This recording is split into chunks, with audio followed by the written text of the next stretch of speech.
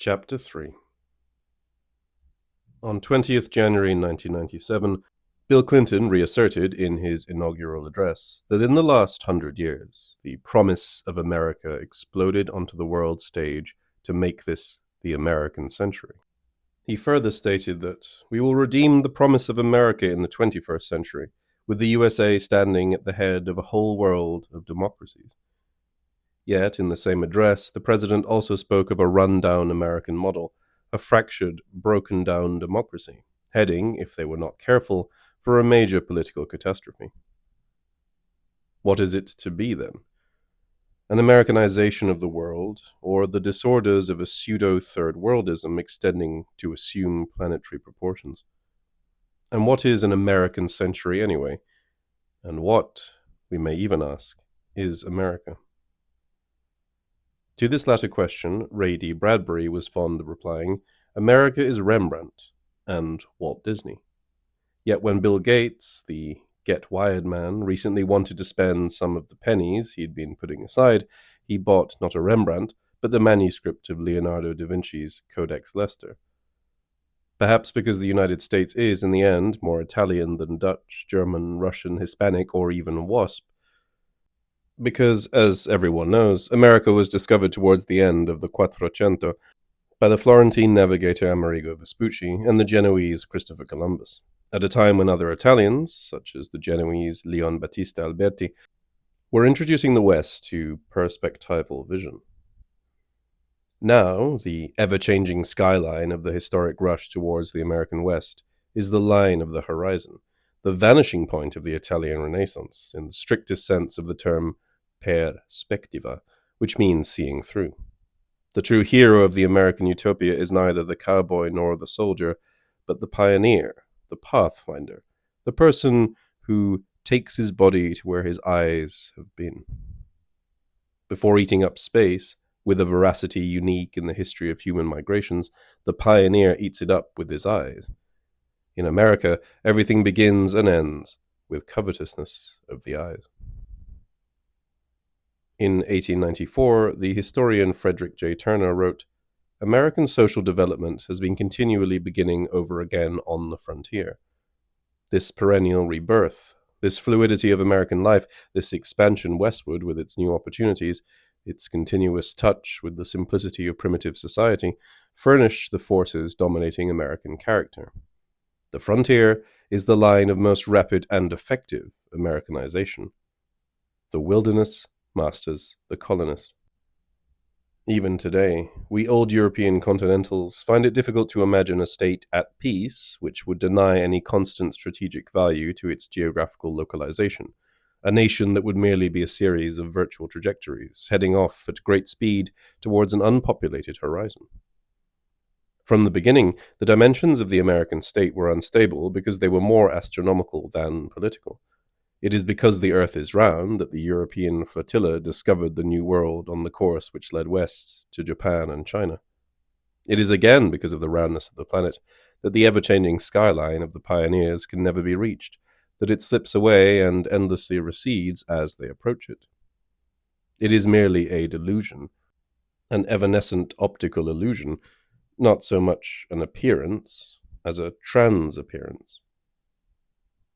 Everywhere and nowhere, here and elsewhere, neither inside nor outside, the United States represents something which had until then no name, a beyond of the ancient colony, an offshore nation.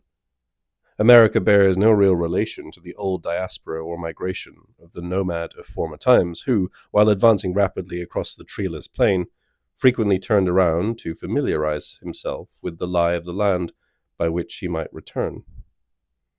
It is the country of no going back, the land of the one-way ticket, the fateful amalgam of endless racing and the ideas of freedom, progress, and modernity. In conclusion to his famous analysis, Turner was, however, forced to acknowledge, 4 centuries from the discovery of America, the frontier has gone, and with its going has closed the first period of American history. The futurist mise en perspective of the history of the United States seemed to be completed, seemed halted at the outer limit of the continent, on the horizon of the Pacific. On the eve of this American century, of which Bill Clinton spoke in his inaugural address, the United States was, then, still hungry, not so much for territories as for trajectories, hungry to deploy its compulsive desire for movement, hungry to carry on moving so as to carry on being American. The other day, someone asked Francis Ford Coppola why bad American cinema continued, in spite of everything, to be the stuff of dreams the world over. It isn't the films which are the stuff of dreams, it's America, which has become a kind of huge Hollywood, retorted the Italian-American director.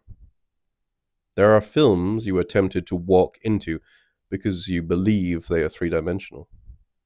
In sending their reporters to the four corners of the earth, the Lumiere brothers had already shown, even at the end of the 19th century, that the cinematograph was a substitute for human vision which not only flouted time, thanks to the illusion known as persistence of vision, but also flouted the distances and dimensions of real space. The cinema was, in fact, a new energy, capable of carrying your gaze to other places, even if you yourself did not move. One must first speak to the eyes, said Bonaparte. One can imagine the mileage, the America of perspectiva, for which to halt is to die, would be able to draw from this technique of fake movement. At the very point when the ever-changing skyline, which was the engine of its pseudo-democracy, had just come to a juddering halt. As President William McKinley declared at the beginning of his term of office, the American people did not want to go back to the past. There would be no resisting the obvious solution, exchanging one lie for another, one illusion for another, one engine for another, and why not?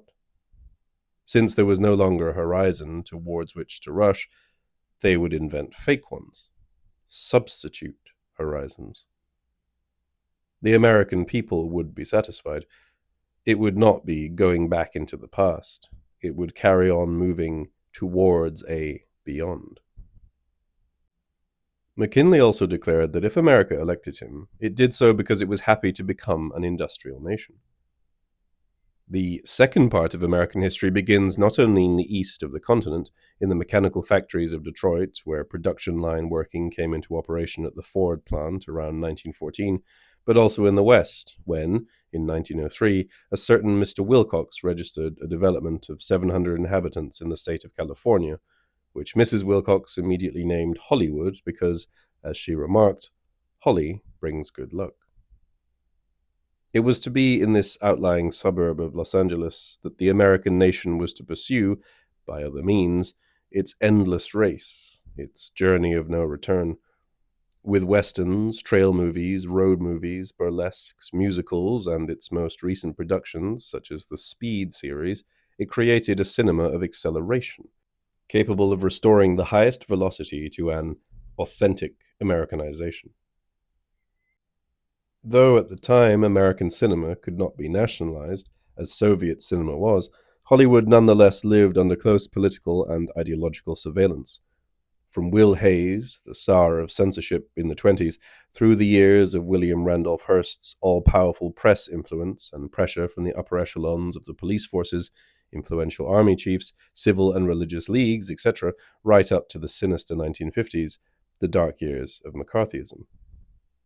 When, in 1936, Blaise Cendrars managed, not without difficulty, to get into the fortress studio of American industrial cinema, he sensed there, as in the rest of the country, an air of mystification. "What a good joke," he wrote. "But who are they trying to fool here, in this democracy? Who but the sovereign people?"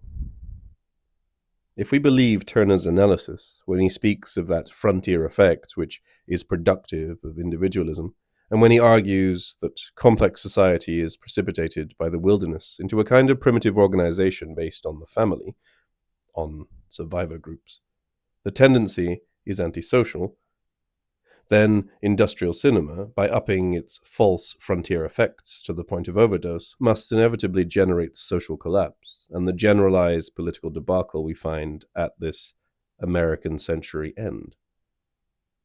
What began with the grand-scale Hollywood of the 1920s was, in fact, the post-industrial era, the catastrophe of the derealization of the world.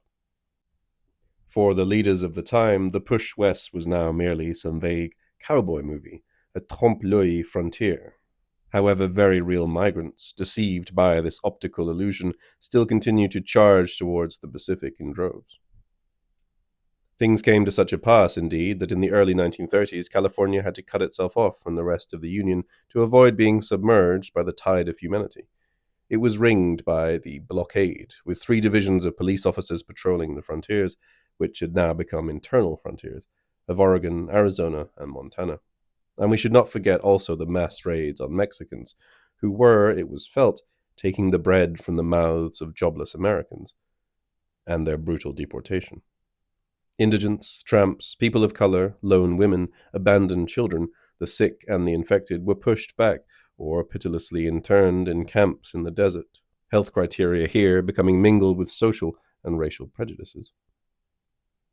It was a grandiose age in which, after the Wall Street crash in 1929, 50% of the American population lived in near poverty conditions, 40% had only a minimum of sanitary provision, and there were between 18 and 28 million unemployed. Clearly, the United States was going through a period of growing pains, but on this occasion it was also prepared to drag down a planet which had grown too small for it.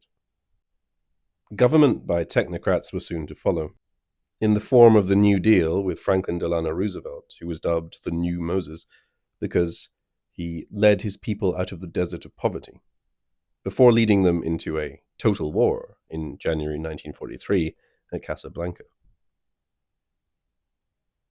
People who don't like television don't like America, claimed Berlusconi during a memorable election campaign in the Italian style. In the past, one might have said the same of those who did not like cinema, and today one could say it of people who don't like the internet or the future information superhighways, those who do not favor blind adherence to the ravings of the metaphysicians of technoculture. Admittedly, says one of those West Coast gurus, we shall abandon part of the population to their fate when we enter the cyber age, but techno is our destiny. The freedom high-tech machines give us is the freedom to be able to say yes to their potential. The question which now arises is whether we have the freedom to say no to the promise of a yet more American century which lies before us. No to the nihilistic discourse which the America of perspectiva and trans-appearance has been endlessly trotting out for 600 years. Cyber is a new continent. Cyber is an additional reality. Cyber must reflect the society of individuals. Cyber is universal. It has no authorities, no head, etc. Meanwhile, Bill Gates was quite happy to put his codex on show at the Musée du Luxembourg in Paris. Among Da Vinci's famous futuritions, we find a description of the end of the world, its disappearance beneath water or waves, perhaps. Maybe the old Italian master was not far wrong.